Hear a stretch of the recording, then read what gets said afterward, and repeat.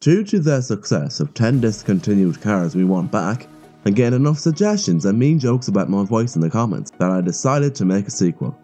So here are 10 more discontinued cars we want back. Don't forget that my Q&A is next week, so if you want to ask me a question, leave it in the comments below with the hashtag AskTFG5.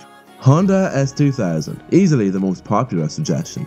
The Honda S2000 was a Miata for men. It had a 2-litre or a 2.2-litre VTEC engine, producing 240 brake horsepower. The S2000 was also very light and balanced. With driving pleasure in mind, Honda placed the engine in front of the driver like normal, but behind the front axle, making it, in theory, a mid-engined car. The S2000 was killed off in 2009 due to decreasing sales. Dodge Viper. In the 90s, we were blessed with a unique US supercar, or muscle car, depending on who you ask. The Dodge Viper used a badass sounding V10 throughout its 3 generations. It was cheap, unique and dangerous. This made the Viper very appealing to the more fearless driver. Sadly, not everyone is fearless, so depressing sales ended production for the Viper last year. Nissan Skyline, a Japanese icon. The Nissan Skyline was a sports coupe which first came about in the 1970s. Over time, the Skyline became faster, nimbler, and quite a piece of kit.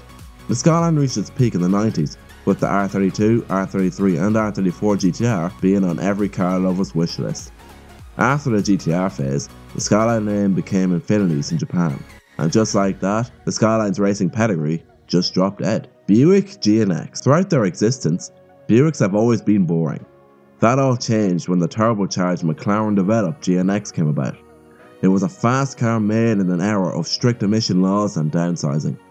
It was one of the fastest cars of the 80s, and one of the most badass. However, Buick has gone back to their roots, and today their entire lineup is just rebadged Opels and Vauxhall. Pontiac. Once upon a time, Pontiac was one of the most recognisable and respected car brands in the USA. On the street, drag strip or TV, Pontiac was everywhere. The Trans Am appeared in classics such as Smokey and the Bandit and Knight Rider. Other models such as the GTO and G8 also deserve attention. Sadly, in the real world, Pontiac was struggling, and so in 2008, GM pulled the plug, probably due to a few mistakes here and there. Nissan 300ZX, potentially the best Z car ever made. The Nissan 300ZX was a highly respected car in its time. The twin-turbo manual was the fairest lady of them all. Even in present day, the 300ZX looks very modern. It's hard to believe that it was made in 1989. Despite this car getting some well-loved and respected successors, there hasn't been a turbocharged Z car since. Land Rover Defender, one of the most badass, capable and timeless off-roaders ever made. The Land Rover Defender has been a symbol of British engineering for almost 70 years. It was the ultimate tool for farmers, the military and wealthy Londoners. Sadly, in 2016, the Defender's legacy ended, to make room for its replacement, expected to arrive in 2019. Toyota Celica. In 1971, the world got their hands on the Toyota Celica, a Japanese alternative to the Mustang, Camaro and Charger. It was beautiful, quick and lightweight. It was quite the giant killer, and the father of the Supra name. After dominating in rallying, the Celica began to lose its touch. It became front-wheel drive, slower and a bit ricey.